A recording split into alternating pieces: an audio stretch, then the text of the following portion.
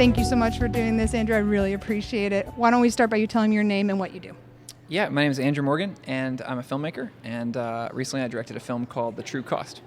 Amazing. I'm definitely a fan of the film. Can you tell us just a little bit, for those who don't know about it, what it encompasses?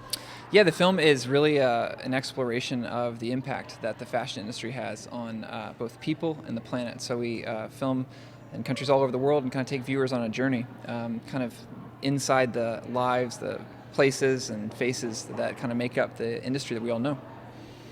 Yeah, your film is it's an impact because the visuals, I think most people just aren't familiar with seeing. The shots of clothing piled up as tall as mountains sitting in the middle of country. So in your experience going around now and seeing this film shown around the world, what has been the most surprising reaction that you would have gotten?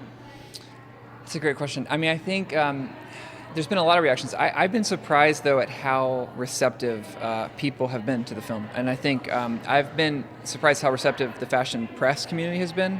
We had Anna Wintour at our screening. We had, big designer. Like, I expected more hostility. And I think there's a moment of kind of consciousness expanding in a lot of industries, in a lot of areas. And I think fashion has been sort of waiting to wake up. And I think this year is I think it's kind of a turning point. And I think I've been surprised just by how open people have been to that change. Absolutely. I know we're seeing it from our end of the business as well.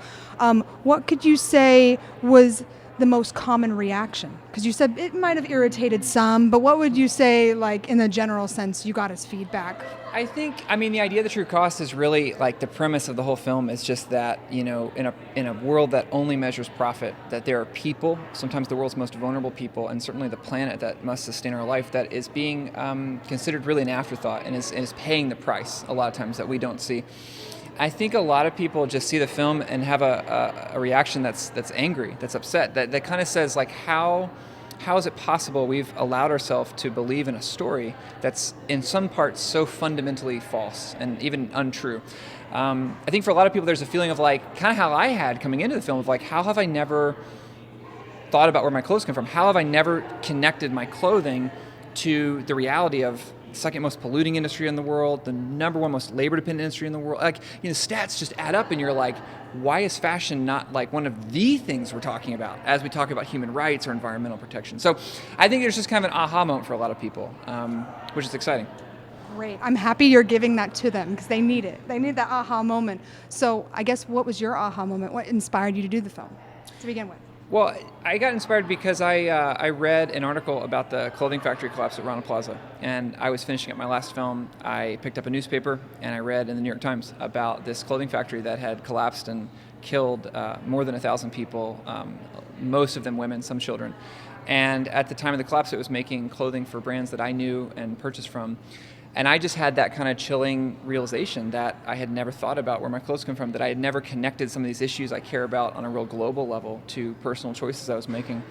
And so I just got curious, and that curiosity just led us to making the film. And I think it's every film's life-changing to make, but this one it's fundamentally reoriented my perspective of the world and my role in it, my view of myself in it, and you can't do this kind of, 2 years, 13 countries, you can't go through this kind of experience without being changed. And quite honestly, we've been promoting the film now for 6 months, and I still feel like my heart is catching up with my head to, like, understand all that we experienced.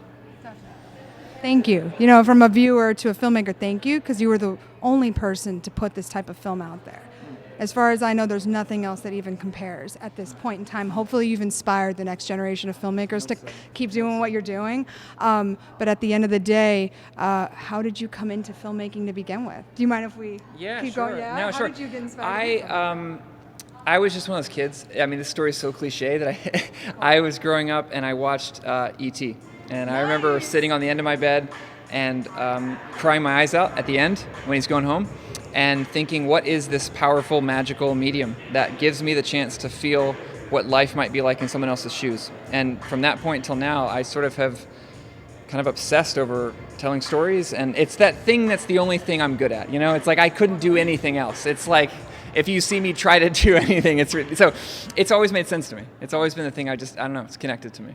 Oh, I'm so happy. Thank you so much for doing what you do. And I'm excited to hear you talk tonight. What can you say now is like kind of a teaser of what you're going to discuss on the panel this evening? I'm just going to ridicule the other panelists. No, I'm not. I love it. No, those people are brilliant. I'm going to try to talk as little as I can because they're smarter than I am.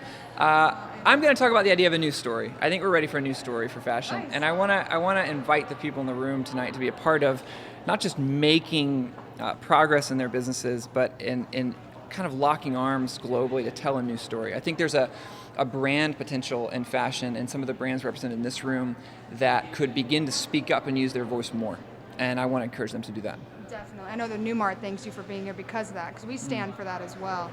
Had you been familiar with the new Mart before? And it's okay. No, I haven't. Good, then I'm glad you're here haven't. today. No, and it's amazing. This is a beautiful space, and it's cool to learn about everything that's happening. But Definitely. I'm a first-timer. Cool. Well, you're right in the heart of the Los Angeles Fashion District, so we couldn't be more proud to have you here. Thank you for everything you've done for the industry, really. Oh, thank you. Take care, guys.